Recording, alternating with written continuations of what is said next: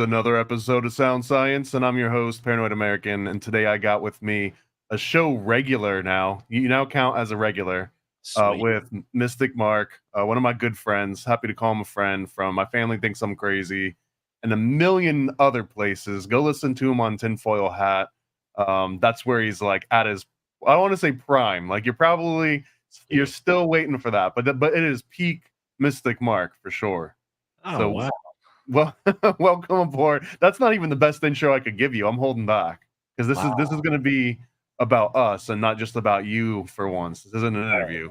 Right. Thank you. Yes, I'm happy to be a regular. I love this sort of style of content where we're, revealing a little bit of like behind the scenes for the people who maybe are like me. Because at one point in time, I was listening to podcasts, learning, trying to pick up every little clue, every little hint that I could, figuring out how I can do it myself. And at first, I didn't necessarily even realize I was doing that. I was picking up on a few things here and there.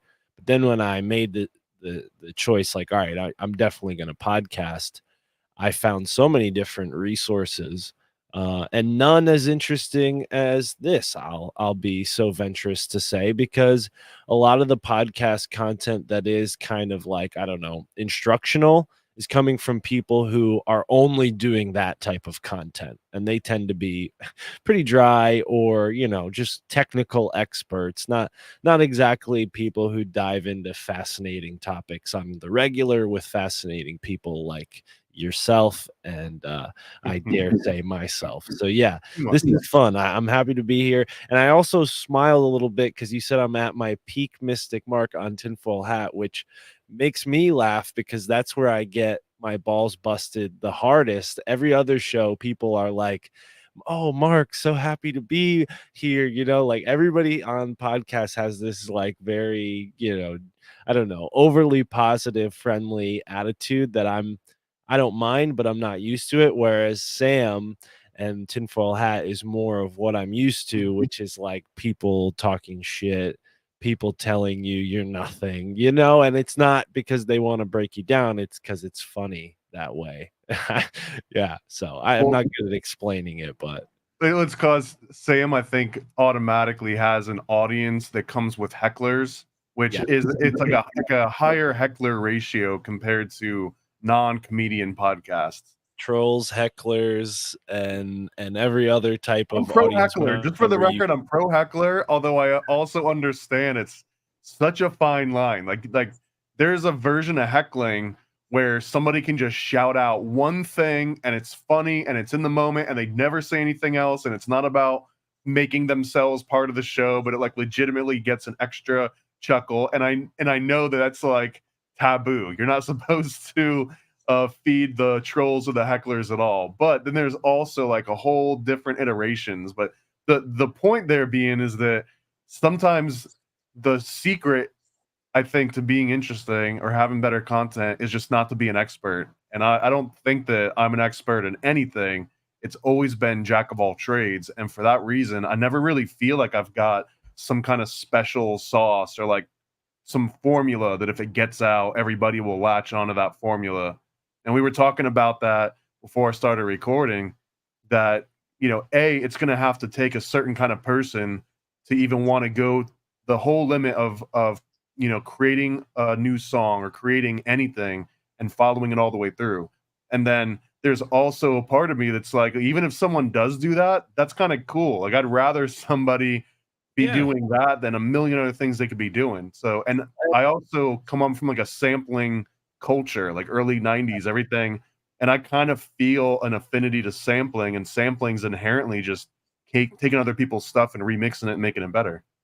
Well, and that's what I'm hoping to learn from you, a bit more of the skills in that realm, because my approach to sampling is pretty basic, and I'm with you 100%. I don't ever want to do anything that feels too much like a ripoff. So I generally don't sample other podcasts for clips. I'll sample my own, and then I'll sample other types of media, whether that's a news interview, whether that's a movie clip, whether that's, any range of things. It could just be like somebody talking on social media, audio that isn't from a podcast, basically anything really.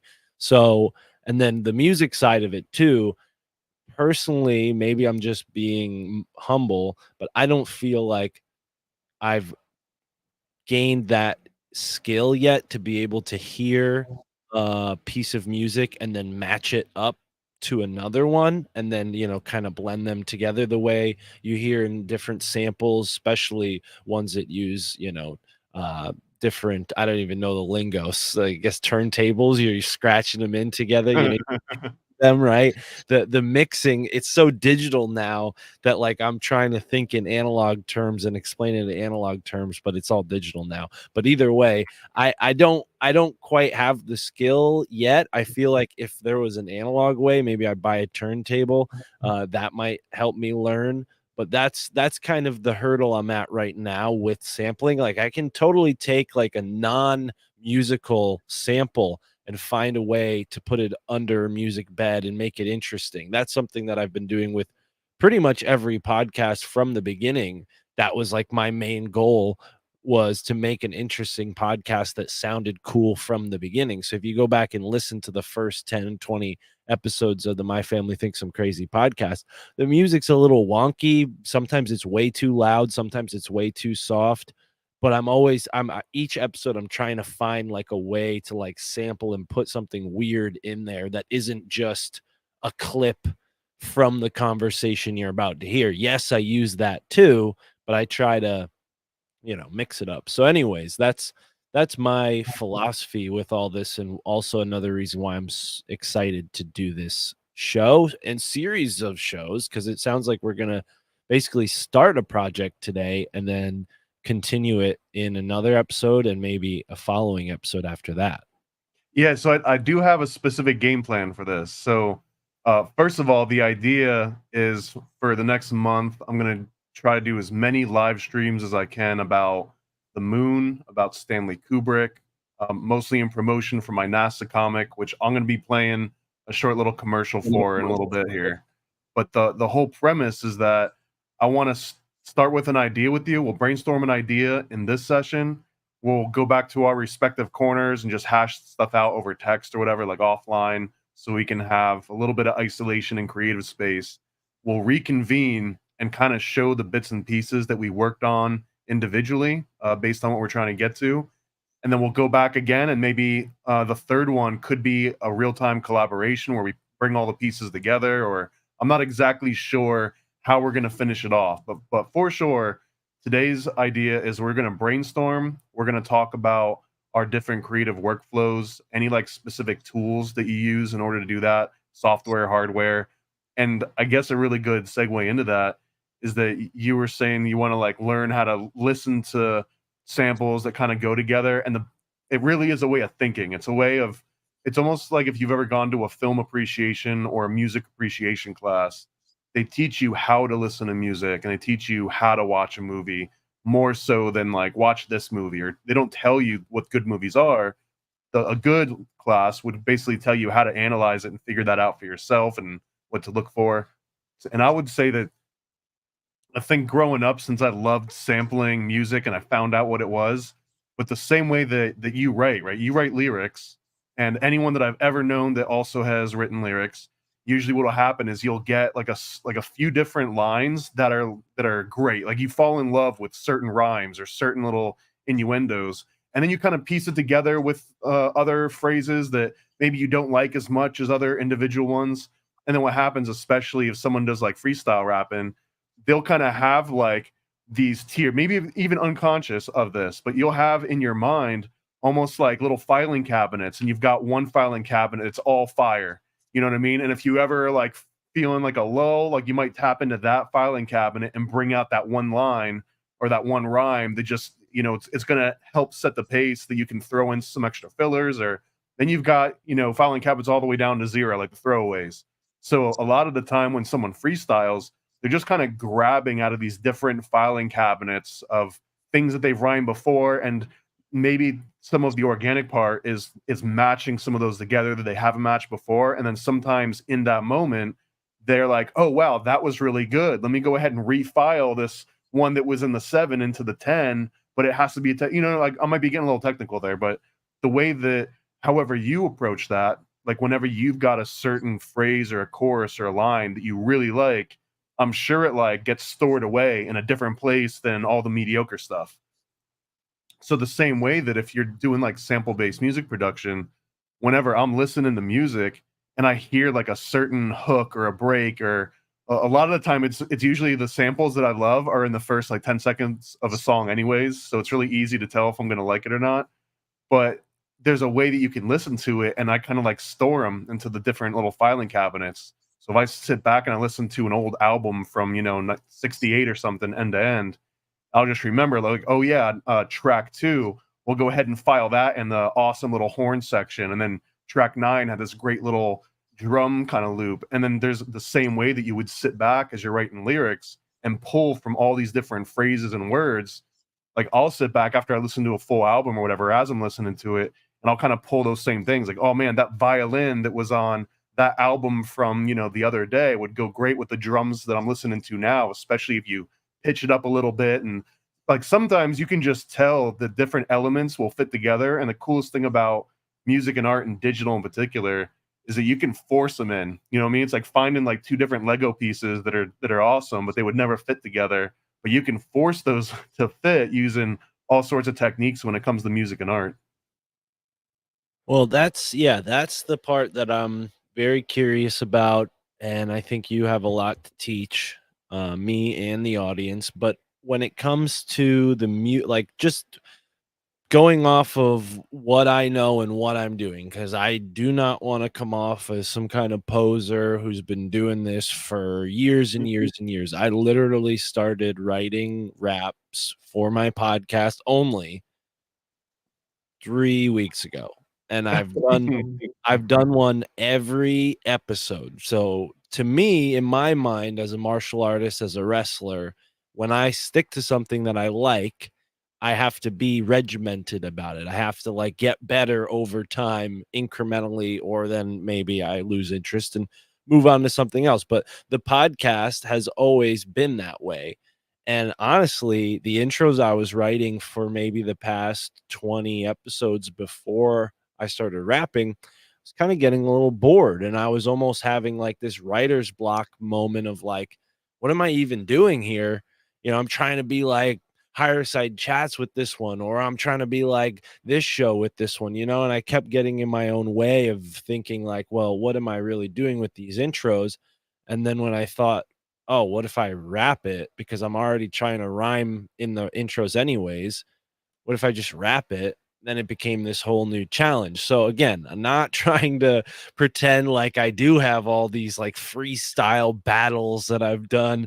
I'm not that well versed. I'm just learning all of it. And then the musical side of it, like when I was younger, I had a couple friends that were very much into hip hop as much as I was, but they were more gung ho about like, oh, let's start rapping. And I did write a little bit and rap with them once or twice, but it really never went anywhere for me. And I also played around with a program called Fruity Loops. So I learned a They little all bit. you're dead naming now. It's actually FL Studio. They're trying desperately to drop The the Fruity. the F word moniker. There you go. You just dead named them twice in one run. Well, I thought about that the other day, and I was like, that probably didn't serve them well with a certain community using that name with the connotations that it has. I remember growing up, and that was a serious contender, and it was Fruity Loops for the longest time. Then it turned Right. into Fruity Loops Studio, and but Yeah. but it always garnered a little bit of ridicule, Yeah. especially if you went up with somebody that was using like a Pro Tools kind of system, Right. or if they were using like Big any kind of Master. outboard gear, right?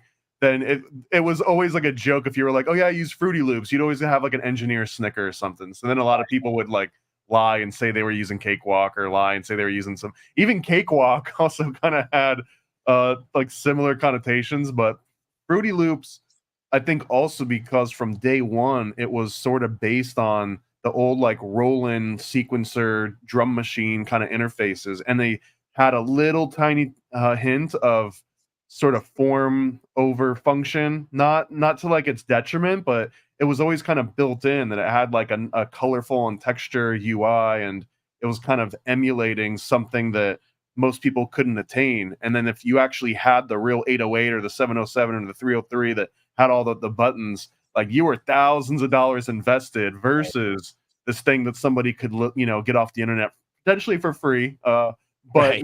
for like 70 How bucks or something.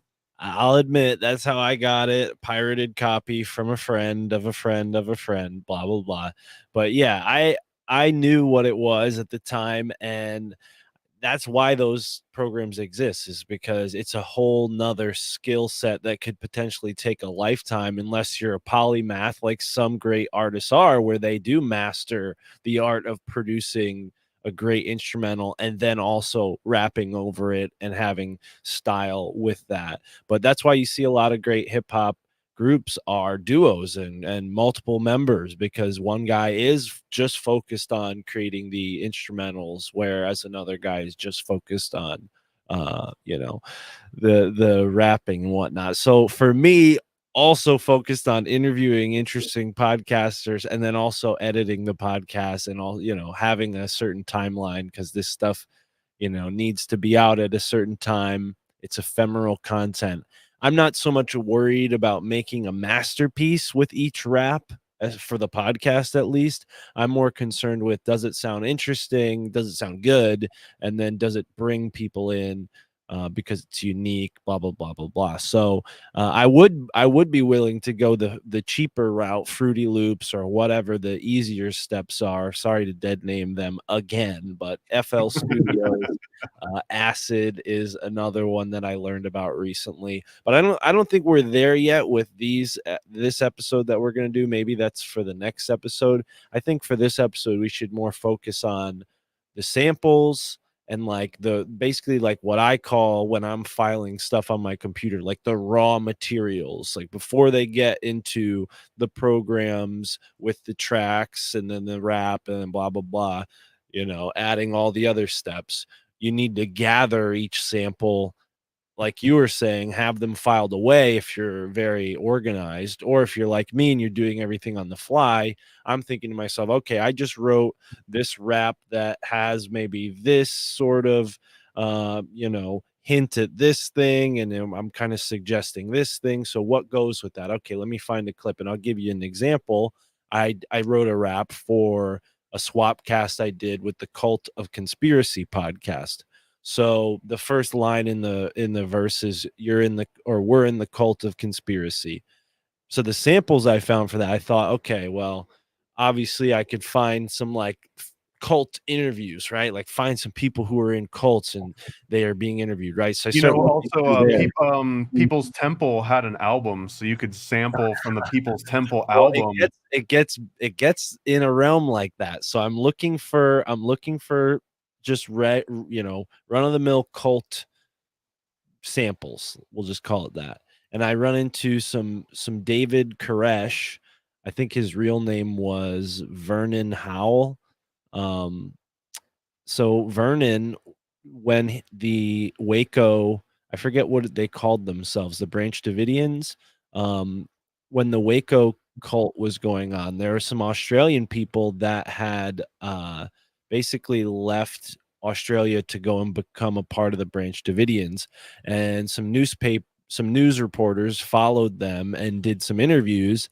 And I found this really interesting segment they did with David Koresh where he's playing heavy metal music and singing about like UN soldiers surrounding their camps and the end of the world and doomsday. So it's very prophetic. And then he's also being interviewed, and he's a cult leader. So he has some charismatic things he's saying. And so I found all that very interesting and sampled that into uh, basically the latest episode that's out now on my RSS feed. So that would be an example of like, okay, that's the direction I'm going in. Here's what I found. And then there are a couple of programs I use to take things like, it's a news report, so they have that really cheesy like filler music in the background, like dun dun dun. I took some of that out, but then I wanted to keep some of the music, right? So I have a program that does that really well. We can get into that on this episode most likely. But there's a couple of programs I use to record the samples. Maybe we want to start there, but we're trying to stay on the Kubrick theme. So I don't know. Don't let me. So yeah, let me preface that with it. You're the maestro here. You lead. I'll follow. The whole point of this is some kind of Moon or Kubrick themed song or sting or something. And Mark, you already got like a freestyle that you had already kind of started on. It's on this kind of theme. So I guess a perfect version, maybe we do a remix of that, or we just take your initial version and we make like a polished iteration of it.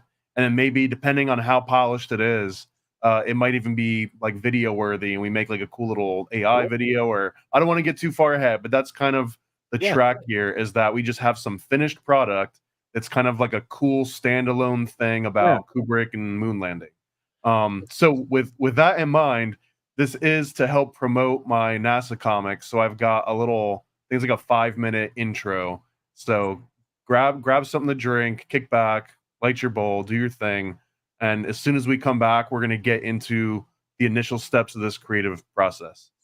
So check this out. Hey, thank you for watching / listening to another episode of whatever you're listening to. Paranoid American Podcast, Occult Disney, Paranoid Programming, Sound Science. There's a bunch of them, but whatever it is, I appreciate that you're listening / watching to this right now.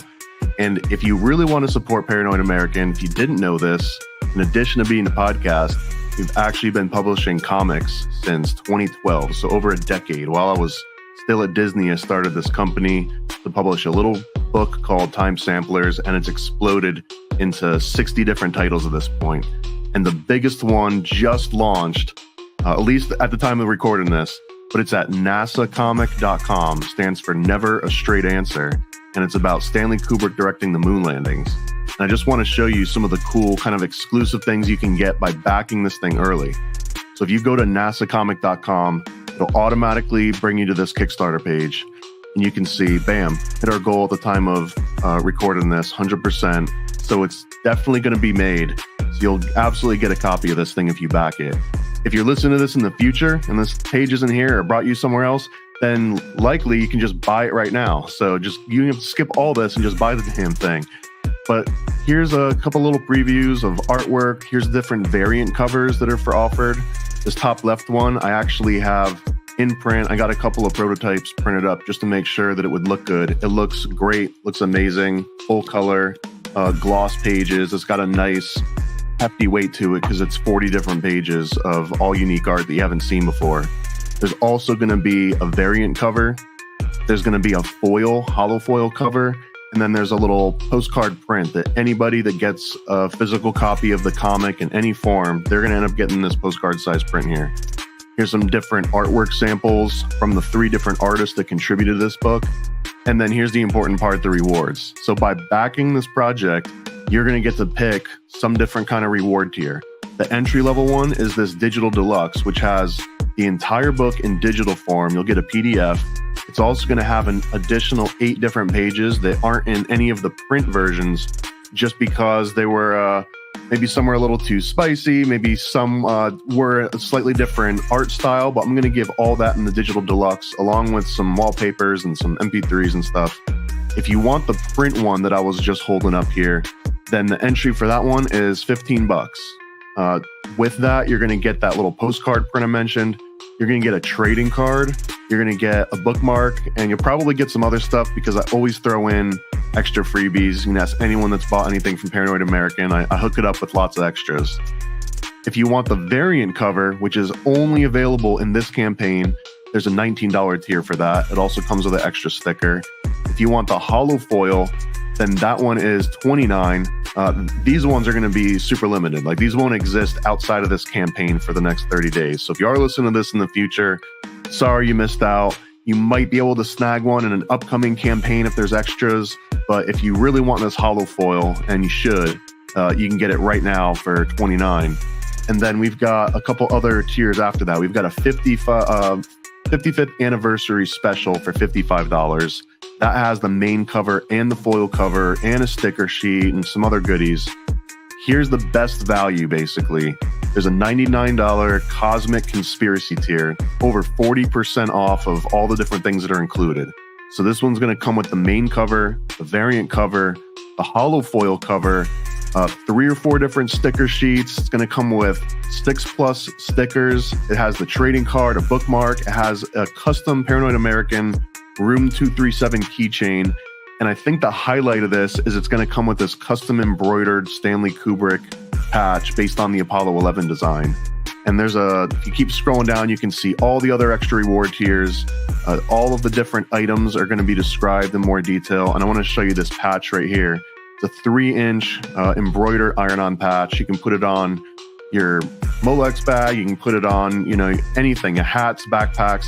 This is the first time we've ever done one of these custom patches, so I'm really excited about that. There's also a custom fake moon landing playset that you can select as an add-on when you go to check out. So speaking of, let's say that you're sold, you want to get a copy, you want to help support Paranoid American, you haven't used Kickstarter before, the easiest thing to do is you just click on this back this project button on the page. It's both at the very top of the screen and it's at the top of the page. So you can click either one, back this project. And from here, it's going to be like a typical checkout. You're going to select which of these different tiers you want. Again, I highly recommend this $99 Cosmic Conspiracy combo. It's going to have every single thing that the campaign has to offer that's exclusive to this NASA book. You click on that, you pick the country that you're in, and then you just click on the pledge button. There's one extra last step where it's going to ask you if you want to do any add-ons, if you want to throw in like a trading card pack or another keychain or anything else. You can get some huge discounts on the backlog of Paranoid American comics. But let's say you're done with that, you click continue, and then finally, if you don't already have a Kickstarter account, you'll be prompted to make one. You can link it to Facebook. The rest of the flow is just like any typical checkout online. So I really appreciate if you would take a look. Please just back the comic, back nasacomic.com. Anyways, back to your regularly scheduled programming. What a guy. What a great guy. And here we got Mark with his pants down. Did anyone see that? Anyone screenshot it? But so everyone was asking, yeah, the NASA comic is gonna ship so if you get the non-exclusive main cover, it'll ship pretty much the second or about 10 days, I think, after the campaign ends and the funds released. If you get the foil or the variant cover or the patch, it's just gonna be until it gets printed and shipped to me, and all that should be in my hands well before early September. So everything's supposed to ship out by September. So what the hell are we doing here? This is Sound Science. The first few episodes of Sound Science were basically breaking down different albums and analyzing the lyrics and the music, but that's not all Sound Science is going to be. In fact, I really would love eventually for Sound Science, and I don't want to be too ambitious here, but I'll state the most ambitious version would be like a daily live stream of just working on music, and people can pop in and out and throw ideas. I'm nowhere near ready for that sort of exposure and transparency in my creative flow, especially with music. It's like a weird, private, like personal, intimate thing that's really still hard for me to get over. Like, even if there's somebody in the same house as me and they're not actively working on the music with me, I have this weird self-conscious thing. Like I can make way better music if I know for a fact that everyone's on vacation, no one's coming home for a week, and like no one's gonna knock on the door. Like I can be way in the zone. But if there's even like a neighbor that I know is like might be outside, I might turn it down a little bit, or I might not go as ham as I normally would. So it's odd, but I'm also trying to force myself to be uncomfortable. And that's one of the cool things that I like about what you're doing right now, Mark, is that, as you stated, you just started like 3 weeks ago, like earnestly putting these freestyles out. So much respect for like letting people follow along on your journey from kind of starting from scratch and getting somewhere, because that in itself takes a little bit of balls. But the other thing that I like the most about it is that it's going to actually be like this chronological reference to see, like, however long you stick with it, to see like how much did it improve from the very first one to this one. And I Right. really do think that if it's not a motivator for you, it'll be a motivator for everybody else listening to it, as long as it gets better. So now you're on the hook for it to at least have a Well, tangible improvement over time. yes, you're right, but there is a caveat in the sense that no matter what, I'm never gonna lose the plot, which is at the end of the day, people are listening to a podcast, not a rap album. So, the Fair point point. of the intros is always to be as interesting and captivating as possible, and I do foresee maybe one day an episode will come along where the most captivating choice isn't a rap, where maybe some of these skills that I'm learning musically, sampling and whatnot, maybe there's an episode where it's not going to be a rap. Is there Maybe gonna be like a falsetto Enya Mark intro? yeah, That would be that's kind what of I was dope, about to say. man. You're stepping on my joke. I was gonna say maybe there's an episode where I get into a country song, I pull out an acoustic guitar and I take everybody down a old dirt road, Now, I'll preface this with I'm still on the fence, so let's hash this out because this is gonna be a collaborative effort. Should there be any AI intervention in this collaboration whatsoever? Like, Well, it or should depends we? on what in what step of the way, because for me, like personally, I wouldn't feel like I was moving the needle in my own life if I was using AI to, let's say, write the lyrics Mhm. or modulate my voice, unless it was for the purpose of some sort of, let's say, I don't know the right way to phrase this, but in my mind, I would say, like, if I was taking on a different persona in like a character and rapping from a perspective rather than from the host's perspective, which I guess is what I've been rapping from so far. So, yeah, I think there are some tools. We've done an episode of what is it, paranoid programming, Yes. about 11 Labs, where we focused on how to make a prank call with 11 Labs using AI, That was fun. which was a lot of fun, and I have done that more since. So, maybe we could talk about that on another episode. But when it comes to rapping, you could theoretically record yourself doing a rap, put it into 11 Labs, and then 11 Labs will change your voice and make it sound like, for instance, Sam Tripoli did the rap rather than Mark Steves. So there is a way to do that. That could be fun.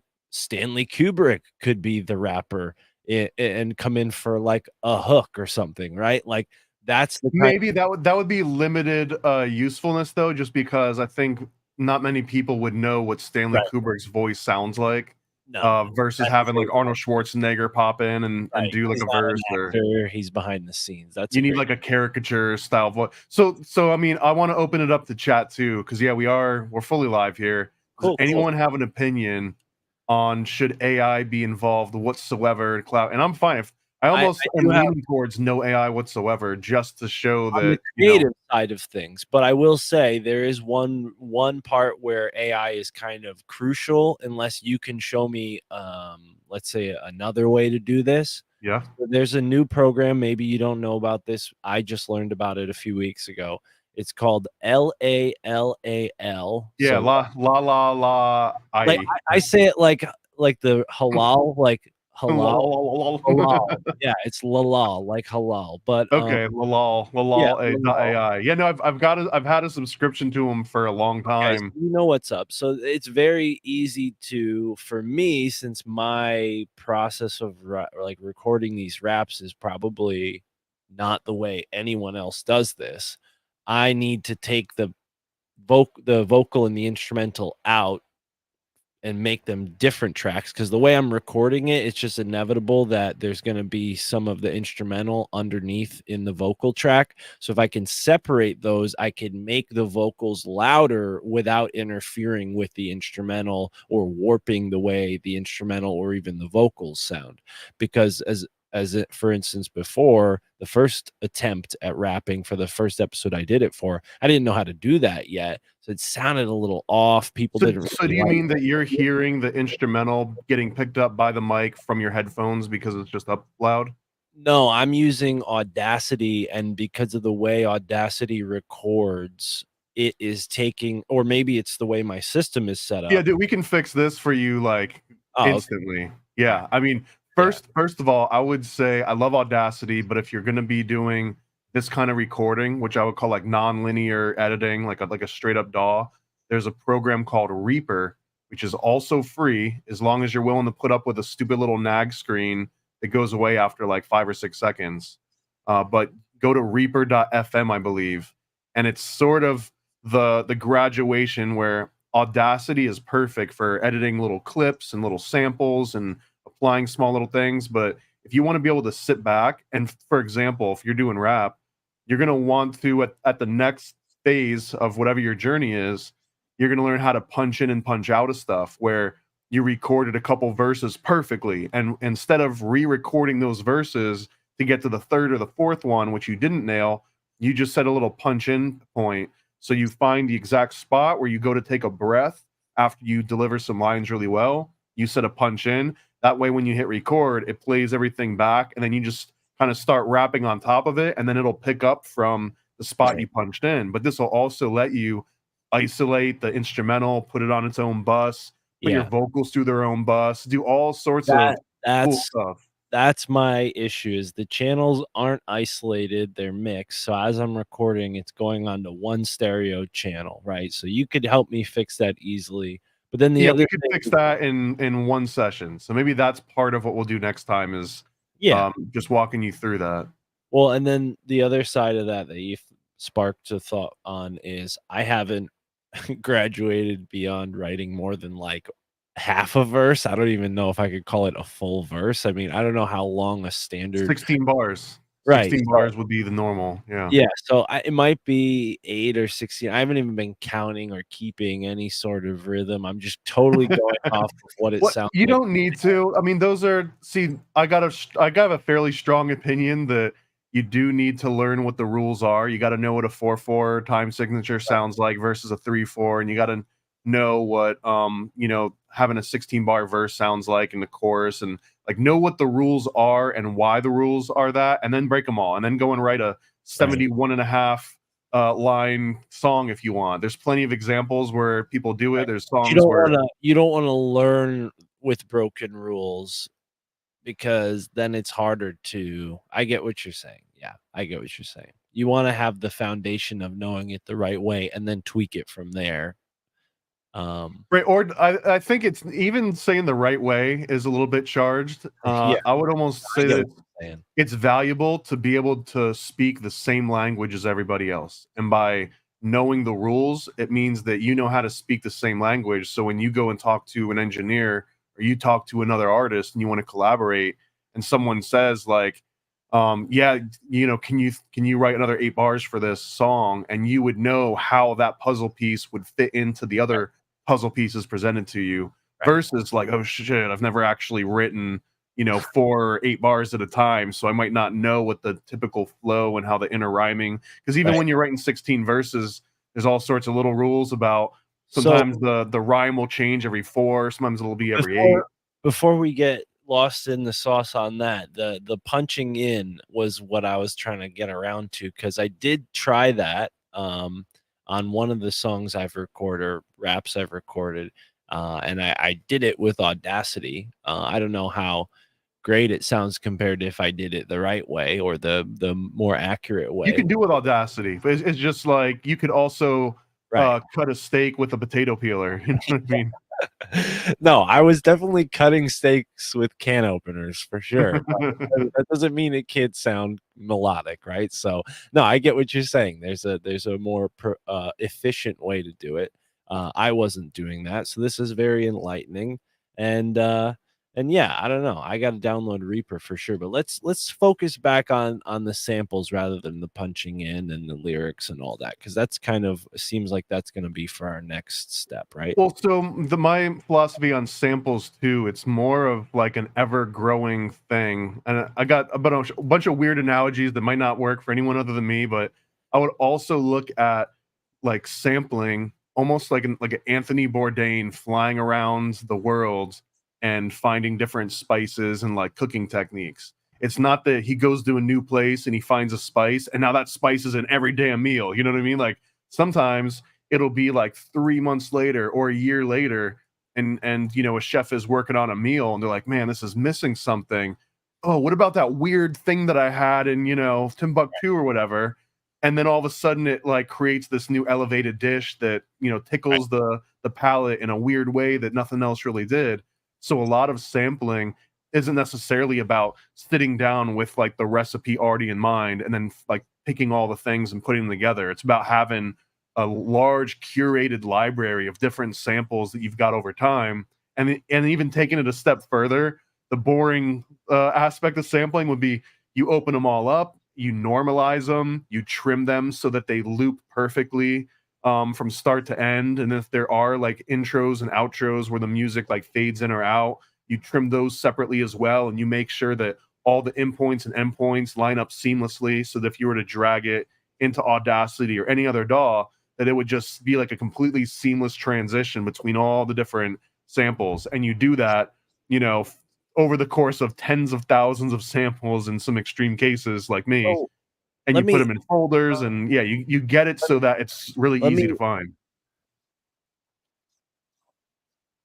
let me ask a stupid question so that I could learn and maybe other people could learn. Is there a difference between what you're, because it sounds like you're describing something different than what I have in mind, and I just want to know, maybe there I'm calling something else a sample that isn't actually a sample. So does a sample have to have music underneath it? No, definitely not. Oh, okay. Because I'm thinking to myself, like, I generally am looking for like stuff that doesn't have music in it. And I'm wondering, like, with your library approach, like, doesn't really I don't really feel like I have Well, the here, mo- I'll give you an example for what we're actually going to be working on is in the back of my mind, not even knowing what direction this is going to end up in, but I do want it to have like a moon music sort of theme to it. And when I personally think of like moon music, I almost imagine those beeping noises, like a satellite beeping that kind of like drones off into space, and sometimes it might get like a Doppler kind of effect where it warbles towards the end. And that by itself, just hearing that like boom, you know what I mean? That like the space station beep noise, that in itself is not music, it's just a beeping noise. But now if you play that beeping noise on the up or the down beat and you play that every 4 bars, now all of a sudden you've got like the developing percussion slash melody. And that in itself, like we could also go and find someone saying, you know, countdown 3, 2, 1, and you can put those on certain beats. And now all of a sudden these non-musical elements become part of the percussion slash melody, especially if you start pitching them up and down a little bit. So now the 3, 2, 1, you know, could actually follow notes. It could be like 3, 2, 1, and then you can have a synth that goes behind that that starts to Mm. emphasize that a melody is building. So that's the cool part about sampling that I think. And I've seen people that make this point very pungent where they'll record like, to be crass, they'll record like a fart, right? But if you zoom far enough into that fart noise and you just get one single iteration, the rarefaction and the compression of one sine wave, and you isolate that and you loop it and you pitch it up and down, you now have a straight up pure sine wave that you can turn into a synth. So like literally any single sound that you can record can be turned into straight up music. Well, check this out. I think I just found something that will, or I know of something that will help us a lot for your purposes, our purposes of the space sounds. So somafm.com is commercial free internet radio. They've got a ton of really cool stations. My favorite is Secret Agent, just because I do like jazz when it's fast paced and or if it's kind of moody, and that's where my taste in samples really lies. As far as like the rap music I listen to, they generally sample all sorts of strange orchestral music, jazz music, classical music, and put it over like a break beat or a boom bap snare kick drum type of beat. So, but with the space sounds and with Soma FM in general, between songs, they'll play these really interesting just samples, like, and they're generally like clips from movies, old radio broadcasts, and things like that. And weird little beeps and bloops and like old recordings from whatever NASA crap they were doing and recording and putting on the internet eventually. But yeah, let's play. I think I can share sound with StreamYard, right? Is it going to be copyrighted? Because we are on YouTube right now. I don't want this to get immediately swap the wrist if they play something copyrighted. Yeah, no, well, I mean, maybe this would be more of like something we do We'll on the check this back out end then. offline. Yeah, but Soma FM, for people who are interested, is commercial free, listener supported radio. I've used like samples and clips and stuff from there without having issues on YouTube, but I generally don't post my full episodes on YouTube for that reason, because I don't even want to risk it, because I have had that happen in the past. But we can go to my, I don't know if I'm lagging at all, if there's a delay. You're good. Seems like there was a moment ago. Oh, okay, cool. But maybe we can show the Kubrick rap I did make, and then the video I put with it to give an example of. Yeah, if you want to pull it up, let's play it. All right, cool. So yeah, this would be a good example of sample or I did it. We've talked about Kyber AI before, right? Kyber. You might have to refresh my memory on it. So Kyber is one that it's similar to the photo generating AIs, except it'll create a video for you. It's pretty rough. The videos aren't always great. And the other feature is it can take an existing video and AI morph it, right? So that's where I find the most use out of Kyber AI, and it's kind of fun to see how it'll take an existing video and morph it.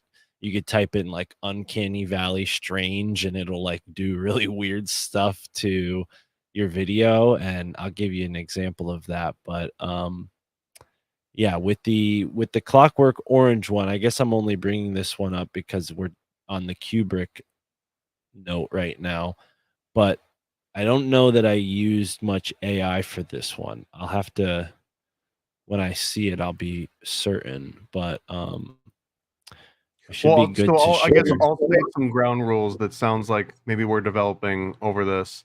So the intent is going to be not to generate the music with AI, that will actually make some kind of backing music using purist real tools, whatever that would be. But we won't just hop into Suno and say make like a moon music. Oh, we're never doing that. That's lame. I don't know. I don't agree that it's lame, but I do want to make the point that I know it's you good don't. to know how to do both ways. You know what I mean? I know you don't. I know how you feel about AI. I think it's lame. I don't mean to say that to insult you or you and your AI. I know, I get it, man. I 100% relate. It's just I've transcended beyond that. I'm just so much higher elevated and more humble and more nuanced, so that I'll feed the demon because I know what I'm doing. Okay. Famous last words. Well, I definitely like to point. Hold on.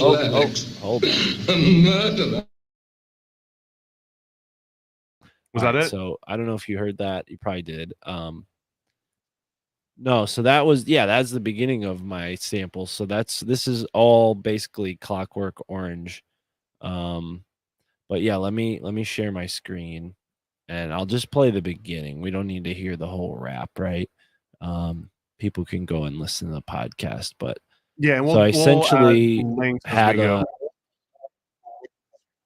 I had an episode with Steven Snyder, who recently wrote a book all about Stanley Kubrick, and so I decided to reflect that in what I was writing for this, and then also Clockwork Orange is probably the Kubrick movie I know best, so I just felt more comfortable finding samples from this movie because I knew like what to expect from each scene and whatnot.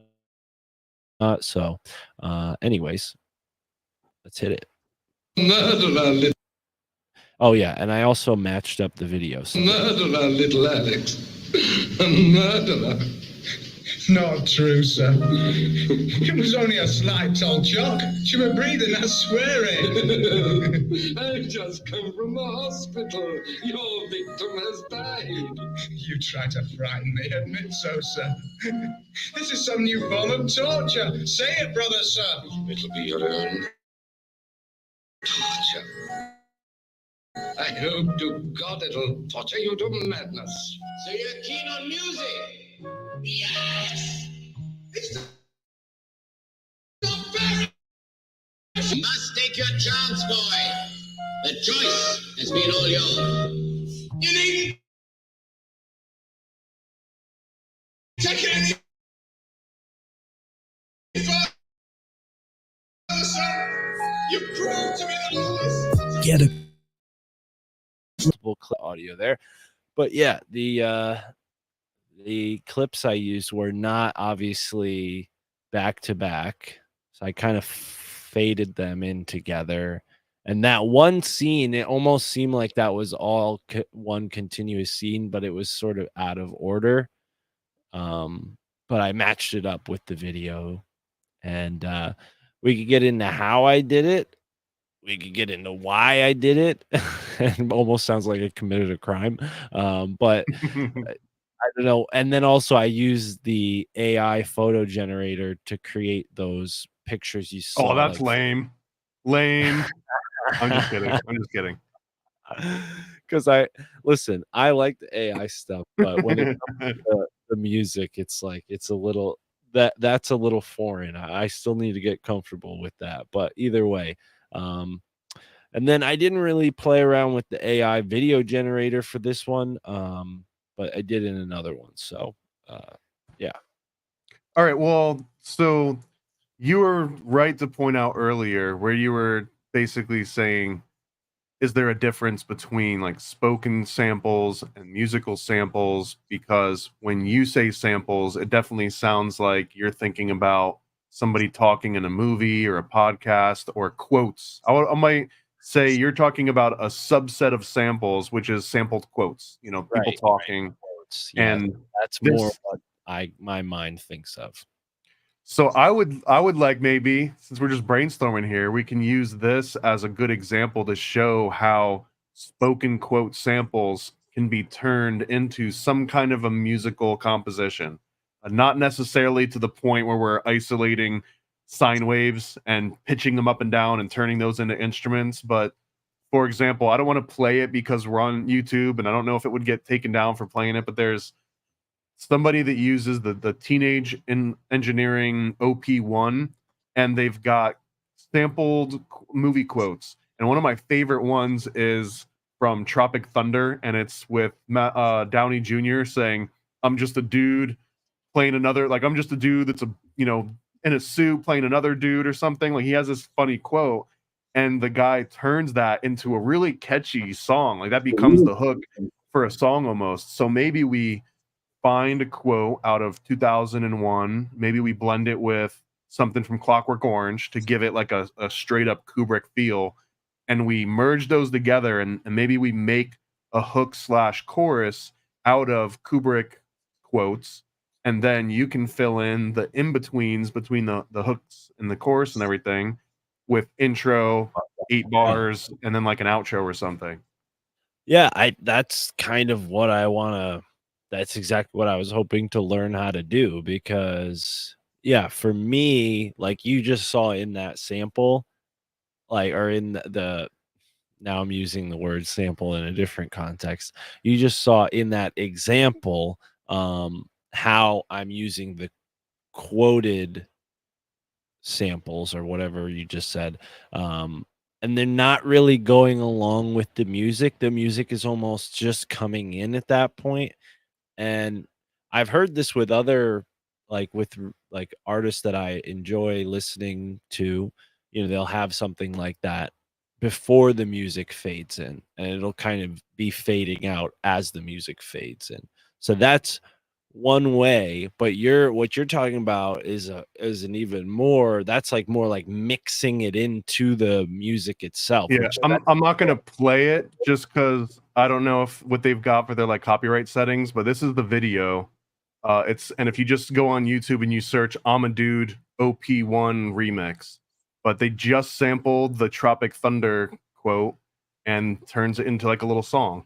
right. And this is, I mean, there's people that do this for all. Here's one for Multipass, but there's people that make this their genres where they take movie quotes and turn them into songs. So this might be a perfect example of something that we'll work towards. So let me ask the next question for the workflow, because I know what I would do if I were making something like this. I've got behind me, I've got a bunch of different gear, but I would go to my MPC one retro. I mean, I grew up with MPCs, so I had an MPC 2000, a 2KXL, a 2500, a 1000. I've had many. I think I had an MPC 60 at one point. Or I had a MPC 3000 that I then upgraded to be closer to like an MPC 60 version 2. But Just I would for dumb question's sake, you're not talking about non-player characters. What is no NPC? MPC stands Oh, for MIDI Production Center. okay, And cool. Yeah, MIDI. I think this was the like if you were listening to sample based hip hop in the 90s, there was like a 99.9 repeating percent chance that the album you were listening to had an Akai MPC involved in it somewhere. The three heavy hitters were essentially the MPC 2000 originally, or the 60 or the 3000, with the MPC series, the SP 1200, which I also have over on the side. I don't want to move my camera again, but I've got a SP 1200 here. And then the other one that I don't have was the ASR 10, the Ensoniq ASR 10, and that thing was like 800 pounds, like a huge beast. But those three things were kind of the backbone to all sample based music. And the second that I found what the MPC was and how to use it in the late 90s, that's always been my go to. So I'm very much like a carpenter with a hammer. And when like someone asks me how to fix something, I'm just like, oh, you just got to put a couple nails in that baby and just hammer away at it. You know what I mean? Like, so that's where my mind usually goes. And even when it goes into the software realm, if I was gonna like just use Ableton Live or just use Reaper or Cakewalk or Pro Tools or do all software, I'd still end up using something that looks very similar to a digital MPC. And ironically, Fruity Loops, oh man, I just dead named them, but FL Studio, that is somewhat similar, although I grew an affinity in the early 2000s to Native Instruments Battery. They have software that basically looks exactly like an MPC, and I swear I've got one of these in like every room of my house because you can get them for like 20 or 30 bucks now.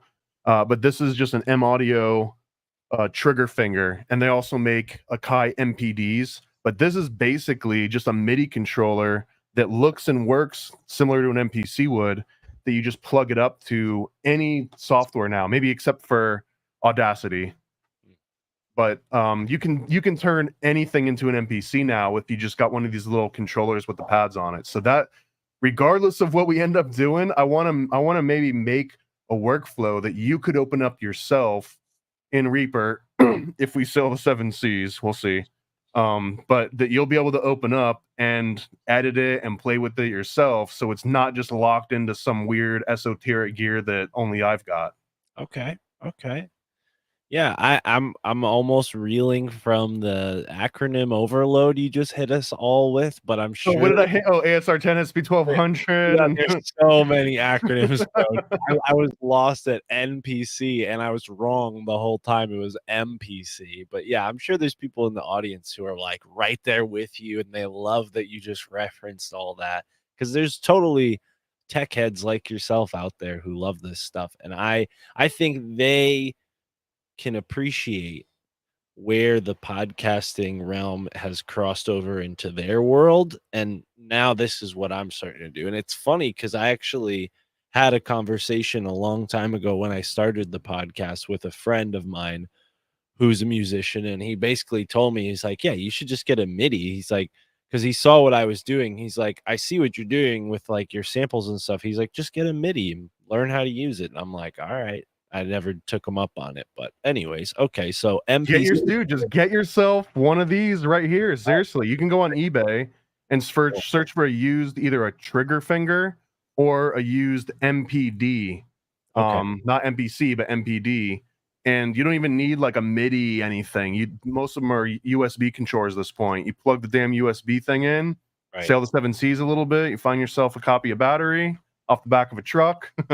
Or or whatever. You get it legitimately too. We definitely endorse doing things the legitimate way. But you find yourself one of these things, and then you're off to the races. You can also. I'm a huge fan of these guys here.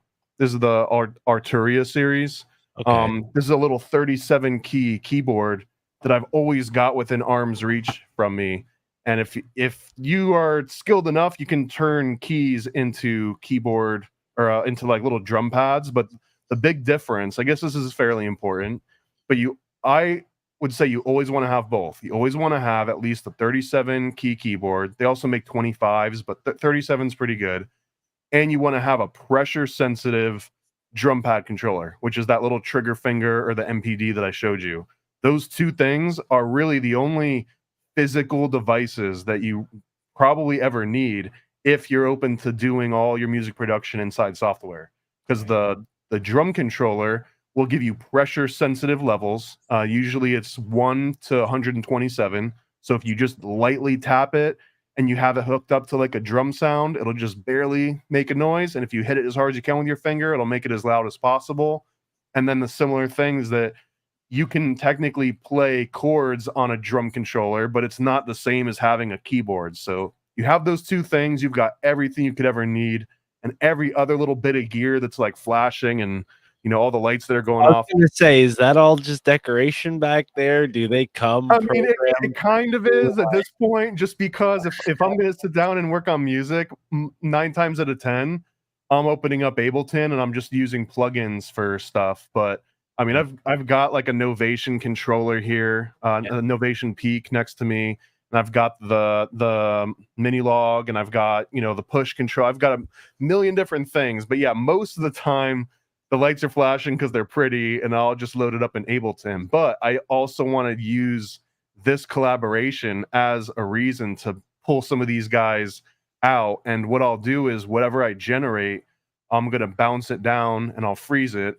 And those are DAW terms, but basically I'll record everything with all the effects baked in so that if I can share the project with you, like you don't need any outboard gear. It'll just be like the fully recorded thing that's already been pre-recorded from any gear that I kind of use to sort of process it as effects. Cool. Wow. Thank you. I'm psyched. Yeah, Well, this is thank awesome. you. So what's the next phase? What's the next step of this? Should we find some stuff? Because when you were saying Clockwork Orange 2001 Space Odyssey, I almost think like Clockwork Orange and Space Odyssey they're almost too different. They're both great, don't get me wrong, but I feel like Doctor Strangelove and 2001 Space Odyssey might reflect each other better, like at least the context and like the context of like the government, NASA and the moon landing and all that, right? Like whereas Clockwork Well, Orange is the more way that like I'm thinking of it is that I would just care about one of those movies to set the tone and actually be the source of the quote. And I guess Okay. in my mind, it would be less of trying to patch together different phrases from different movies, and it would be like find the let's right try one phrase that would stick in, and we probably find it somewhere in 2001 because let's try that's the to most find it. spacey one. Let's do it with that, and let's go. My instincts are telling me it's gonna be that the scenes where the computer on board ship is talking to the co-pilot guy, and it's saying like, he started. That's when like the Yeah, I'm sorry, I can't do that, Dave. Yeah, exactly, like that. I've even probably heard that in rap songs sampled already, and that's why my instincts are telling me to go for that, but I feel like there'd be something in there, plus the way that voice sound, it was almost even if it's saying something positive or benign, it has, like, a cynical, like, evil to it because it's so, like, I don't know, just vacant of a soul, you know? So I'm thinking the way that we could go about this is to find 2001 Space Odyssey on IMDb or like, quotes A to Z or something, and just find all the quotes from HAL 9000 in that movie, pinpoint the one that sounds the coolest to turn into something, and then that kind of forms the initial baseline of whatever we make. So if there's already some kind of an inherent cadence or melody in the quote itself, maybe we just riff off of that. But then to tie in the other movies, I was thinking like when Alex is in the chair and in your clip and he just screams, he just goes, ah, you know Yeah, what I mean?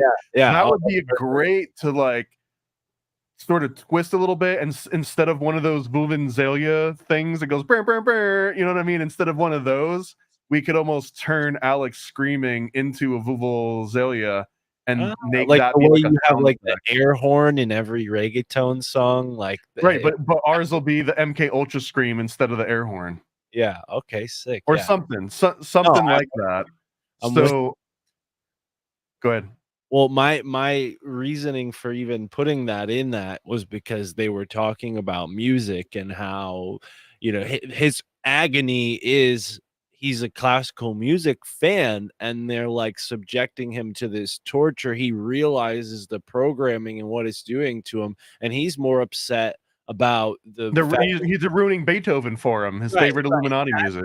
yeah, exactly. That's his bit. So that's why I chose that clip because it was, a throw in for the musical aspect of it. I don't know. Maybe that's very surface level and anybody could have Well, honestly, that's another very strong link that Clockwork Orange and 2001 Space Odyssey have with each other is the use of classical music.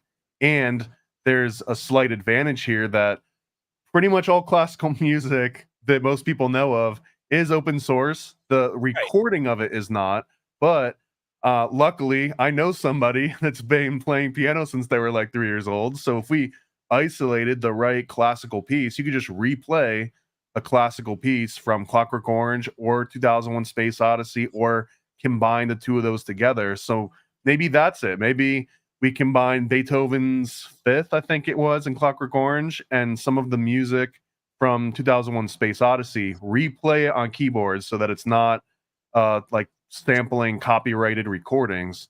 And then we dress that up with Alex screaming, maybe some Right. 2001, maybe Well, even if we find little clips from Dr. Strangelove. here's the other question since we're getting into like the legality of things.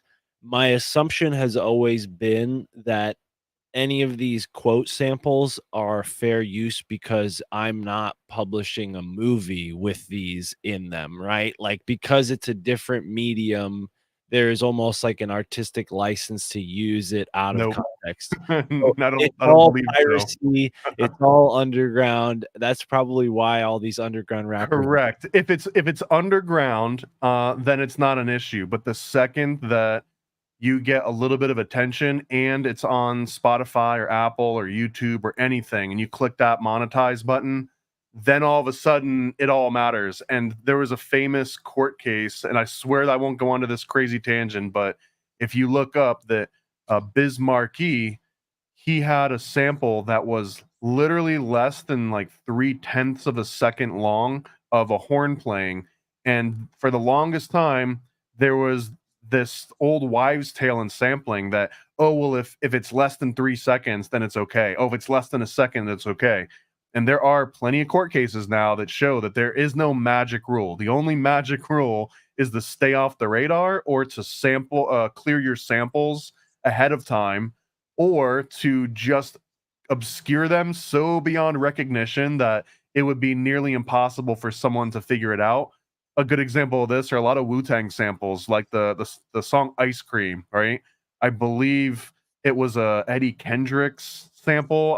I don't want to get into the specifics, but it took people like 10 to 15 plus years to figure out where the sample originally came from. And if you can butcher a sample to that magnitude, then you might also get around having to clear the sample, as long as pesky internet people don't figure out what the source was and contact the copyright holder and start a whole thing. But it's either you clear the sample or you stay off the radar. As far as I know, there is no leeway in between either of those things. And this is, I mean, I've had music placed in Adult Swim and MTV and movies, and so I kind of know the rules because I've had my own wrist slapped quite a few times. Now, let's say I take Alex Screaming from Clockwork Orange. Same rules apply? Absolutely. Yeah. So, I mean, so here's the difference, right? We could put it on Spotify and SoundCloud, and you could probably even get 100,000 listens to it and everything. The second that it were to become big enough that someone's like, hey, we want to put this in a movie now, now it's a problem. And it's not a problem like you're going to go to jail or someone's going to come and, like, take you and your family out. But what can happen is that, similar to YouTube, if you have a 4-hour YouTube video, right, and it's a popular one and people are clicking on it and you're getting ad revenue and everything, but then there's like a 3-second clip of a popular copyrighted song, what happens? That the owner of that song now gets to claim copyright ownership of your entire 4-hour video and all the ad revenue that goes with it. There's a really good example of this one. I'm trying to remember. There was a meme in the early 2010s, and it was where, like, an office building would be completely like a normal office building, is everyone's at their chairs, and then all of a sudden, like, this beat would drop and everyone's like dancing on tables. I can't remember the exact name of the song. It was like Harlem Shake, I think. Does this ring a bell at all to you? No, but I'm still here. I'm present. Okay, so anyways, there was this popular meme, and it was this one particular song, and I'm pretty sure it was called Harlem Shake, and it was everywhere. Like, it blew the hell up. I remember that. Yeah, I remember. The artist behind it, he didn't clear like some tiny little sample. It might have been the person saying Harlem Shake, or it might have been like a tiny little element of the song. It wasn't like the whole song was all uncleared samples, but that one tiny little element that wasn't cleared. The fact that song got so huge, now all of a sudden people wanted to use it in their commercials and on movies, and, like, huge corporate media wanted to use it. And because it had an uncleared sample, he made zero money off of that song that blew up. And as far as Bauer, I think was his name. So Bauer is a kind of a cautionary tale of, like, if he had just cleared the sample, or if he had just not used this one thing and used this other one, but also maybe it wouldn't have blown up. It's a lot of, like, ifs and can be's, right? But the underlying point there being that there's no such thing as, oh, if it's just this length, or if I'm using the music and in a different medium, that might work if you're trying to debate, like, freedom of speech. But the second that you put it on a live stream that's got ads, the second that it's monetized in any way, all that free speech stuff completely goes out the window, because it's no longer journalism and education. Now it's like a product. Right. Well, my podcast has ads on it, so. Well, you'll be hearing from my lawyers very soon, because I'm also a patent troll when I moonlight. Well, and then also I'm thinking, if my show didn't have ads, and then I had like a paywall, right? Like, that would still be, I'm charging people for it. They're getting. Yeah, but see, unless you've got hundreds of thousands of people that are subscribed, and then one of them gives the tip off, you're still small fish. So, I mean, you can get away with uncleared sample. I'm talking in a very absolute sense here. So if you're asking the question, then no, it's not okay to use uncleared samples. I'm more baffled at how so many of the songs that I like and listen to on Spotify that are monetized. I mean, sure, they're underground rappers, so they're not on the level of like, they're not like us that's like blowing up this whole year, right? Like, but still, and even Kendrick Lamar uses like samples and stuff in his But see, the difference is that he can afford to clear whatever sample that he wants right. at this So point. you're telling me like on his like mixtape, like if he took like, I don't know, thinking Kendrick Lamar, he probably used like a Malcolm X speech. Is that fair Well, use, or is that what's funny though is that you preface that with on his mixtape, and see, mixtapes have traditionally been the way to get around that because the mixtape is usually not put out through the official record label. If anything, the mixtapes are kind of leaked online through DatPiff or other online sites. still, I mean, you could go, I don't know if it would even be considered a mixtape. Section 80, would that be considered a mixtape? I think that's a full-fledged I album. mean, I think if you can go and walk up into a Walmart or a Target and buy it, it's no longer considered a mixtape. But there are a lot of versions where people will get around that. So anyway, we're not going to toe the line here. Like, we can use samples. I'm not going to shy away from all that. We can also talk about all the like little legal stuff another time too. So yeah, I doubt anyone's going to come after. And technically, since this is very much taking like an educational approach, I do believe that if it were to come down to like an actual court case, yeah, we're educational right now. right, My whole podcast is educational. but the AI that YouTube and everyone else uses to just automatically scan and pick up samples and stuff, like there's no one behind that's like, oh, I'm glad that you cited this, this educational case from 1978 Supreme Right. Court will totally reverse, this copyright takedown. It doesn't Right. quite work like that unless, again, you're big enough to follow it through like that. Teachers, professors, they get paid. Podcasters get paid. It's all education. I'm going for it. I'm shooting for the stars. Okay. All freedom of speech. So yes, all right, cool. No, nothing's stopping me. I'm not faltered by that. Yeah, we're And not going to incriminate ourselves here. We're going to be able to take the fifth. I'm such a mark. All right. Anyways, so here we Okay, go. so let's like this is the movie Pie from Darren Aronofsky. Let's go ahead and restate the rules of reality. So, one, it's going to be a song of an unknown length. I'll put it out there now and say it should be less than 3 minutes. If it's even longer than a minute and a half, but it should definitely be less than 3 minutes. We are going to use quote samples from 2001 Space Odyssey, Doctor Strangelove, Clockwork Orange. Basically, any Kubrick movie is fair game, but the step one is to find a quote from HAL 9000 and Space Odyssey and build things around that. Once Cool. we have a very loose structure and maybe some kind of an instrumental forming, then we'll probably start hashing out, or I'll just hand it over to you and say, write some lyrics for the intro, a single verse, and an outro. And then maybe that will be the next session that we get together. We'll be showing off the samples. Maybe here's how to put some of it together.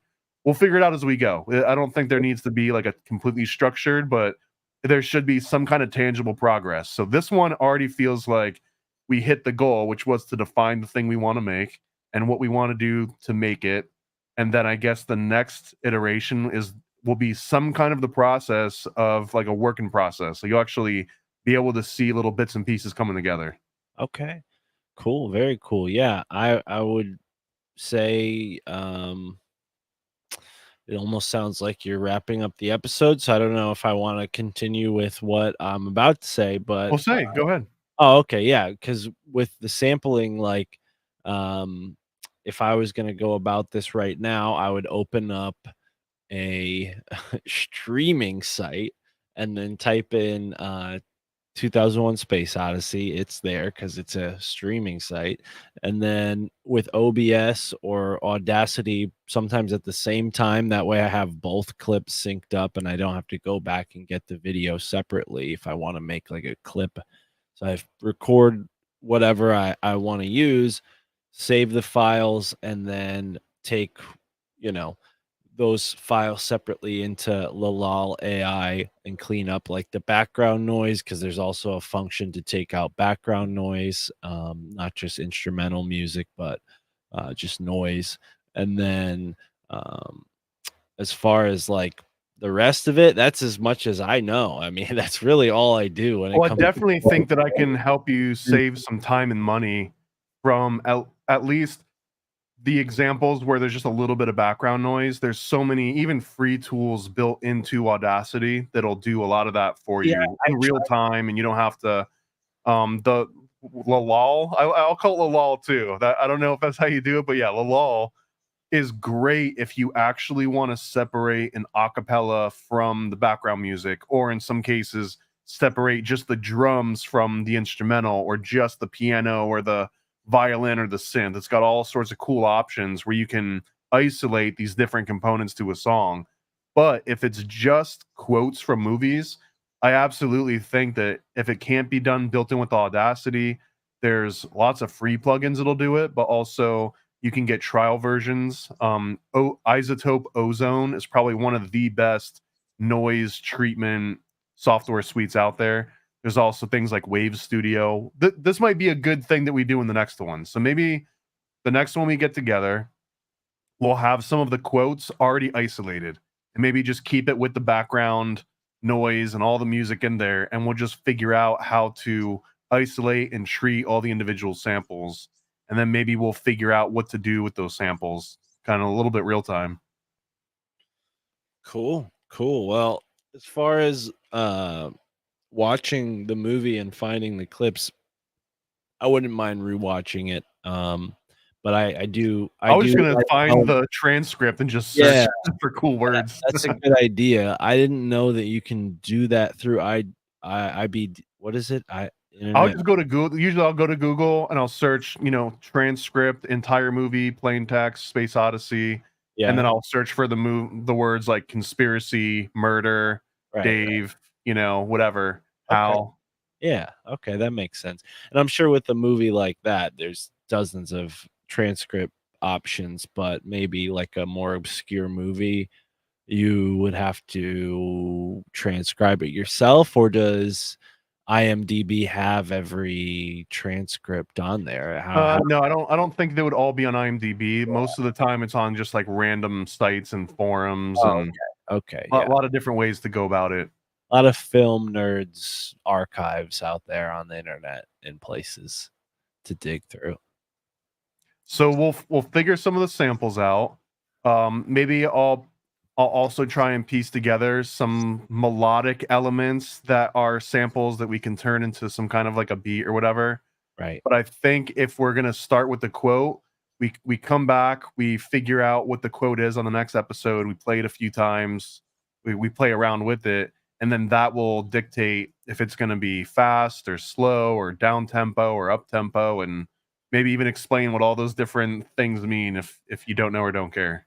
I definitely care, and I definitely don't know. So yes, I'm interested, and thank you for dealing with the dumb questions and having the patience to teach me and all of us on this great program you got here, brother. I'm happy to do another episode. I know we joked around about the audience not liking the rap, but maybe they'll like us building a rap song from scratch. That sounds like a cool way to spend some time, is learning along with us. See, so rap music and electronic music, Right. those are one of like the two of the only genres I can really think of quickly that don't require any classical training, and they don't require any expensive gear. Like you can do both of those entirely. Rap, you need a microphone. That's actually one extra step. But if you just want to make sample-based beats, and if you just want to do techno or drum and bass, you actually could just download a single free software and you're good to go for the rest of your life. You can find a pirated or legit version of FL Studio, and that's all you need. And in fact, I was kind of I won't go on to a total tangent here, but I was absolutely on the ground floor when reggaeton started exploding in the US.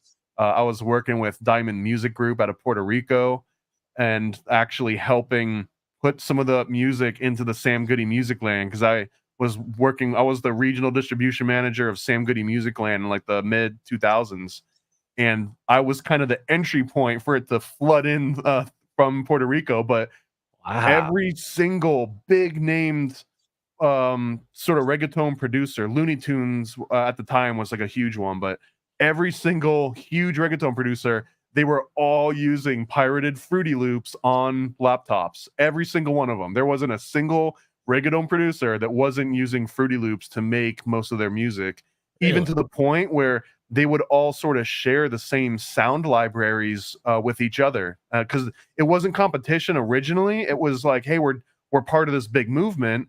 And it was like, hey, let's pass around what we've got, which is also a reason why so many damn reggaeton songs sound like they're using like the same exact patterns or the same exact drum samples. It's because the original DNA of reggaeton is that was literally the case. Like they were actually sharing the exact same patterns and drum samples with each other. And then over time, it slowly progressed a little bit, but that was inherent in how it all started. And there really wouldn't be reggaeton without Fruity Loops, in my opinion. That's very, very solid statement, though. Well, that's good to know, considering how hard Gasolina hit my generation. Get Daddy Yankee, right? Oh, that was a huge song when I was in high school, bro. Maybe even younger, probably middle school and into high school. It was still kicking around. People would play that, and Shakira. I don't know if Shakira is really reggaeton, but she definitely found herself in the mixes of the reggaeton playlists. So yeah, that's cool. For the record, I'm not a huge reggaeton fan. If anything, I'm a little bit worn out on the pattern, the dunk, dunk, dunk, dunk. Yeah, that's really reggaeton. But I also had the pleasure of working with like some huge reggaeton. I didn't get to work with Daddy Yankee, but I worked with Yaga Imaki, who ended up being somewhat on that same kind of calendar, and Ivy Queen, who was one of the original CEOs of Diamond Music Group. See, I think that music really got popular because you can project it farther than any music from your car. It's basically like the FBI at Waco, right? Yeah, They're like, this is how they take down. Dude, if only reggaeton had existed during Waco, then they might have actually been able to take down Koresh, but they screwed up. They were like, let's blast heavy metal at this guy. He won't be able to take it. He's a Jesus freak. And Koresh hears it and he's like, hell yeah, brother. And like, he starts jamming out. He was all about it. Yeah, that was the craziest thing. But if they had put that up and it was just like, dun, dun, dun, dun, dun, dun, dun, he's like, we're coming out. We're all coming out. Yeah, your mirror starts to shake before you even hear the music. Yeah, you don't even know which car it is. You're like, where's the Honda Civic? But anyway, so it sounds like we're gonna make a reggaeton song. That's what I'm hearing. Please no. But yeah, you also have this experience, which is good to know. But you also have experience with the underground rap scene as well. So that's cool to know. But anyways, are you trying to wrap up? I keep getting the vibe that you're trying to bring the show to a close. I feel like I keep prolonging it by saying new things. I don't have anything else planned, but yeah, I want to leave a little bit of cream on top so that we can keep stretching this series out over and over, and I can play my damn NASA commercial like 3 or 4 times instead of just once. Right. Okay. Well, there was definitely go ahead. Oh, so is there anything else in addition to learning some parts of like the sampling process? Was there anything else, and maybe using a DAW and punch in and punch outs? Is there anything else that you'd really like to take away from this? You mean for next time, like things to take note or just of? in general, like at the very end of this process, we have a completed song of some kind, and Mark knows some sampling software and ... Honestly, it feels like all my needs are being addressed, as selfish as that sounds. So I hope the audience feels the same way. But yeah, no, this is great. I can't think of anything else right now. But definitely interested in learning all I can, and I'm sure I'll have more questions as we go further along. But I was trying to find the project file for this song that I put together that had the David Koresh thing in it. I think I have it still. If you want to hear David Koresh playing heavy metal music real quick before we wrap up. Is this copyrighted? And I can show you what I do. Is it published by like a legitimate outfit? Because I think it might actually be copyrighted. Because I think it's on Discogs.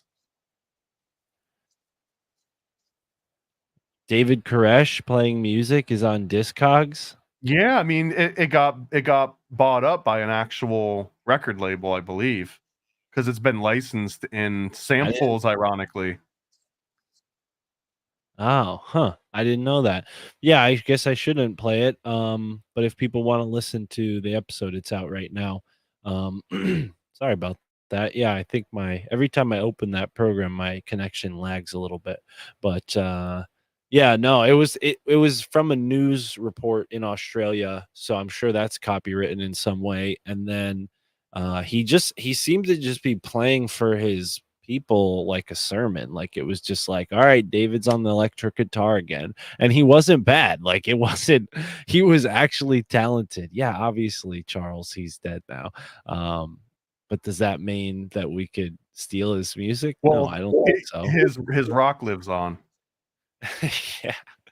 Yeah, his rock definitely Until they lives find on. that door. He was saying some wild stuff in his music too. It's like the FBI must have been listening and said, "All right, let's give him what he's asking for." Well, I mean, you would probably sound crazy too if you were literally opening the 7 seals of the Book of Revelations. Well, have you? Have you ever? Have I opened the 7 seals of the Book of Revelations? No, I wouldn't even open the first of the seals. That doesn't seem like something that needs to be opened. Oh, I didn't even know that was a part of it. Now, starting to. Yeah, the whole my understanding is that the entire reason that Koresh isolated himself and had this huge cult following is that he convinced people that he personally was beginning to open those 7 seals, and that this is what almost elevated him to a prophet slash like Christ-like status, is that who else was able to open these 7 seals. And I guess his version of opening them was just understanding them and being able to explain them to other people. So it's really just like a conspiracy podcast decode. You know what I mean? It's just that he had maybe less competition back then for people that were willing to make the claims that he was making. Yeah, I never thought about it like that, but we are kind of saving people from joining cults now because they get caught up in one of these cults and they hear these charismatic leaders going on, and they're like, Psh, I could just listen to Thomas on Paranoid American, and he does a way better job than this guy. And I'm not going to try and bang your daughters and wives. Like, Yeah, it's not part of the thing here. Yeah, you could just turn us off if it gets. Just turn your computer off. But you're not allowed to leave. You are not alled to leave. That's actually one of the rules. Live, yeah, you gotta stay. Well, yeah, that's all I really have. If this goes well, maybe I would have I guess quick little shout out to myself. But do I even have an image for this? I might not have one. But I've got an album you can find on Spotify called Cult Classics. That is all about different cults. But I would love to maybe do a follow-up version of that one where maybe we sample David Koresh and People's Temple and other cults, maybe Marshall Applewhite from Heaven's Gate. It might be fun to kind of turn that into like, you know, party music, like some summer anthems, but it's Marshall Applewhite. Sure. That's the kind of thing that I like to do. Sure. Yeah. I don't try to get attached to any one idea. You know, that's the beauty of the podcast that I do, is there's not really a theme. You know, I can switch it up anytime. But yeah, the cult thing is interesting. I'd be happy to work with you on that, and I'd love to listen to that if you could send it to me. Yeah, maybe next time I'll come prepared and I'll play like a little clip out of one of them, because I think I've got some music videos for him too.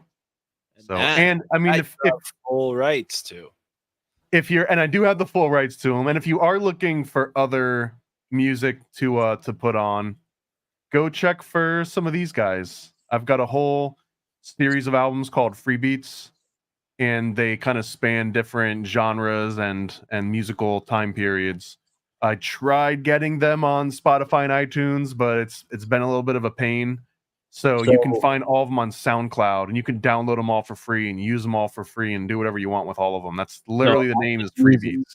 I could use any of these for my podcast intros. Absolutely. You can go on SoundCloud, search for Sound Scientists, Yeah. and then you'll find all these. And for every one of these on SoundCloud, it's enabled, so you can just download it right there off the page. You click the little like 3 dots for more options, and there's a download option. And there's literally like over, I think, 100 different songs you can do that with. So See, have at it. this is way better because like I know you. I could even like if this works out well, I could be like, yo, thank you for the beats. Here's some money. I did well from the podcast this month or whatever. But I was thinking about doing that with this other producer I've been working with. Sort of. I messaged him. I said, "Hey, I'm going to use your because on YouTube it just says free beats, you know." So I'm like, "Well, how free are they, right? Because there's always a catch, and they want you to pay if you're using it for a certain right." So I asked him, I'm like, "What do you think about me using it on the podcast? Like, technically, my podcast is monetized, but I'm not selling these as individual songs." And he's like, "Yeah, go for it." So this guy's cool. I don't know that everyone's going to be like that. I've talked to people, artists in the past who are like, no, you can't use my music on your podcast unless you pay me. Other ones are like, go for it. I don't give a F. It's risky when it's done on just like the word. Right. And I guess me included, but it's risky when it's word only because what could happen is that you could go and use music that was given to you and say you've got permission.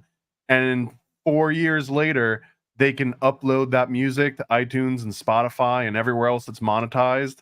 And then they get those little notifications that says, oh, Mystic Mark has got this video that's using your song that you have copyright to. So even in the distant future, when you're blowing up, they could go in and click that little button that says issue takedown notice or click the button that says issue copyright violation notice. And now all of a sudden YouTube is funneling your money to them, even though you had a gentleman's agreement, because the button that you click on a freaking website doesn't care about gentleman's agreement. It just set a bit from 0 to 1, and now rules change. Well, and that's why the people who really want to support the show and get the show the way it should be need to subscribe and get the premium version of the RSS feed, because they, as far as I know, can't mess with that. They can't analyze it and tell what's in it. So at the end of the day, I can always go back and edit. I make my files so that I can go back and edit a new intro in if I need to. So, you know, if push comes to shove, I'll just go back and I'll delete those intros out. The conversations will still be there the way they are. So yeah, and that's what most people care more about than the intro. So anyways, but yeah, that's good to know. It's good. I always care about that because I'm paranoid, obviously, as a conspiracy theorist, but also I just don't want to I don't want to incur bad karma, because I know there's always the people that are like, oh yeah, but who's really gonna, and for me, I've had experience where I'm like, oh, who's really gonna check up on it? And then I do get checked up on and I do get in trouble. And it's like, you know what? Maybe I should just stay on the right side. It happens, man. I mean, to put a point in that, a little feather in the top of that cap, but people would think that same thing, that they would open up a restaurant, for example. And I know about this because I had to work with, huge music distribution companies for a while. And they'll open up a small little restaurant in their little podunk town or whatever. And they'll think like, I can just put on a movie on, TV or something and for my patrons, or I can just put the radio on, or I can put on Spotify and just stream it. So inside my restaurant.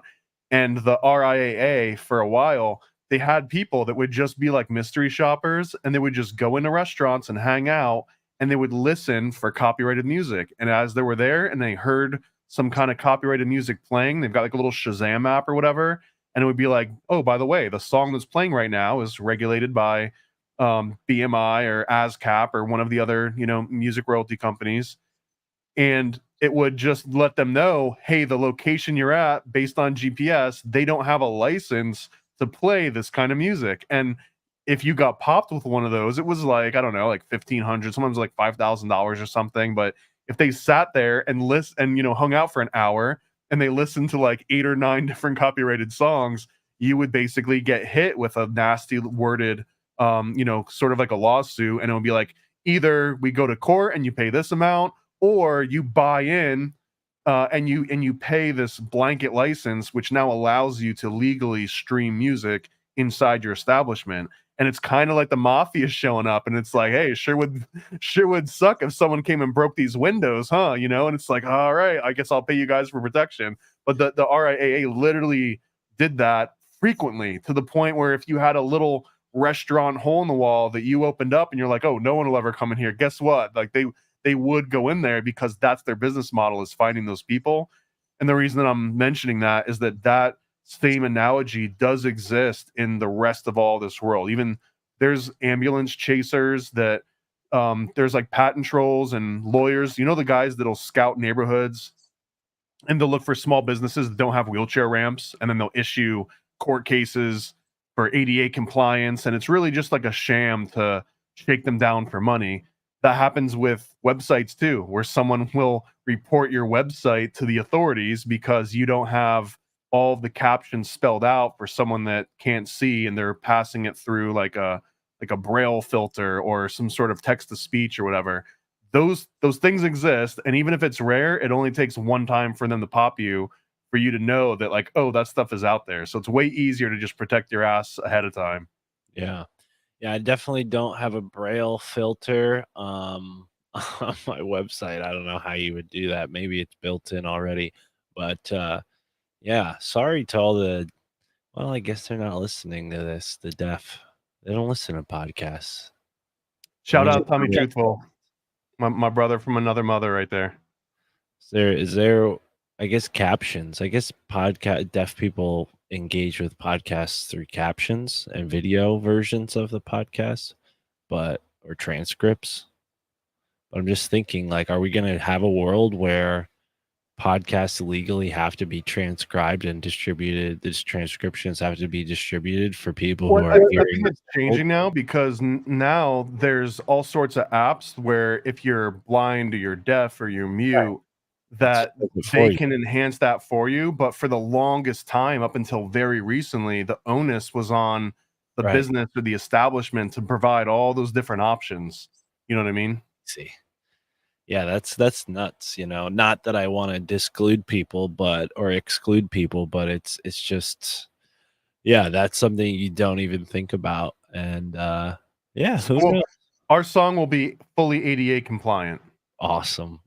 Yeah, everybody's gonna be jamming along Braille. It's gonna be available in Braille. It's gonna be available transcribed. You could read the whole note sheet.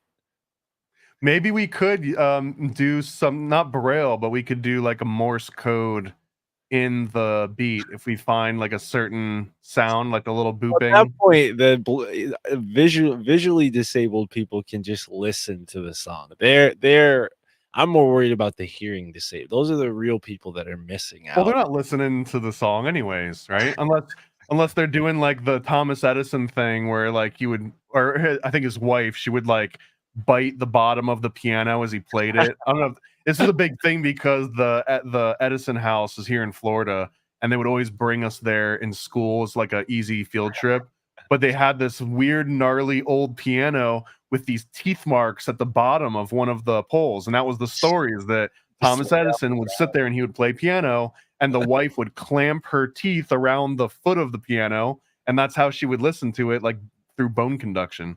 All the things he invented, he couldn't invent like a nice little like clamp that goes off the piano for her to like put her teeth on. Like, oh, she liked it. She liked biting the piano. Yeah, she it was like a whole like thing. crawling on the floor apparently too. Wow, very interesting stuff. All right, shout out your plugs. Where can people find Mystic Mark and listen to more of your freestyles and follow along in the process? Yeah, don't expect too much, you know. It's good enough to be out there. I'm happy with it enough to publish it. If it wasn't that good, I wouldn't even started with this. But yeah, My Family Thinks I'm Crazy. That's the podcast. That's the website name, myfamilythinksimcrazy.com. MFTIC podcast on X. But it's pretty much My Family Thinks I'm Crazy everywhere else. On Instagram, on YouTube, you can type in YouTube at My Family Thinks I'm Crazy, and it'll take you to me. And then if you want to support me and get involved with stuff that I have going on behind the scenes, Substack and Patreon, my family thinks I'm crazy. Substack, and then patreon.com/MFTIC. Perfect. You got that down to a science. Like you've done that a few times. I've been talking about this for 4 years now, promoting myself, And before I did this, I was selling bread for a little bit at a farmer's market. So I would say, ladies and gentlemen, come on down for the #1 bread in town, fresher than the rest. I would do the whole thing and like shout it out. So I've always been this way, man. I've always been like this. Like a carnival barker. That's the vibe I'm getting now. I've always just leaned into whatever I'm doing. If I'm doing something, I'm doing it. Step right up. Yeah, if I like it, I'm leaning in. I'm doing it the right way. All right. Well, this was a good start. I think we've got some clearly defined goals. We only went 45 minutes over, which is pretty much on par for Sound Science. I think every episode is around this length. So we have a lot to say. Well, yeah, we do have a lot to say. We'll be back for the next one. I'm going to play us out. Please go to nasacomic.com and get yourself a copy. And if you like this kind of content and you want to see more of it, the best way to support that, in addition to getting a comic, is by joining the Patreon. And the Patreon, I just uploaded somewhere north of 40 plus hours of content yesterday. So you could sit down and listen to 40 hours of content early if you join the Patreon for as little as $3. So highly recommend it. I'm a little bit biased, but best content out there. So. I saw that. I was like, wow, Thomas must have been really behind, but I guess you're just getting ahead. That's awesome. It's hard to balance, man. I got to release a comic, and that takes up all my focus, and then I got to release, the content. So I go through little spurts. You got a lot going on. You did. I saw that on the Patreon. I was like, whoa, there's a lot of stuff. So yeah, good going on. Take that internet, take that Patreon. But it's a lot of content for $3. So yeah, go support your boy. I'm there. And I'll see you guys in the next one. Ready for a cosmic conspiracy about Stanley Kubrick, moon landings, and the CIA? Go visit nasacomic.com. nasacomic.com, CIA's biggest con. Stanley Kubrick put us on, that's why we're singing this song. I'm nasacomic.com. Go visit nasacomic.com. Go visit nasacomic.com.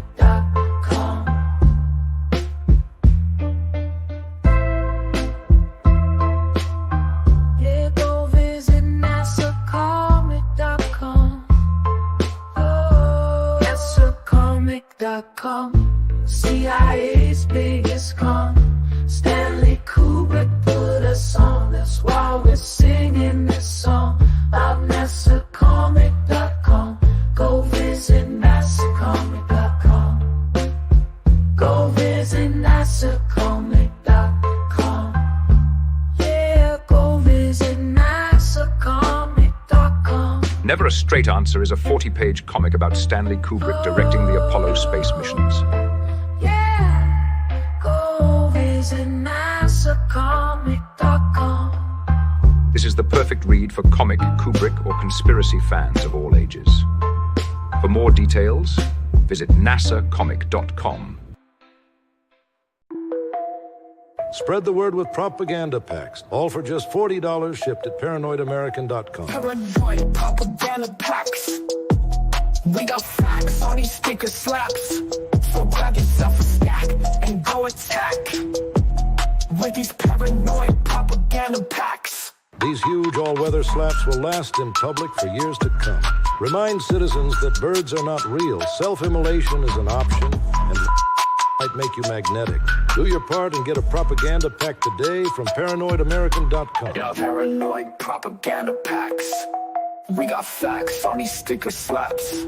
So grab yourself a stack and go attack with these paranoid propaganda packs. What are you waiting for?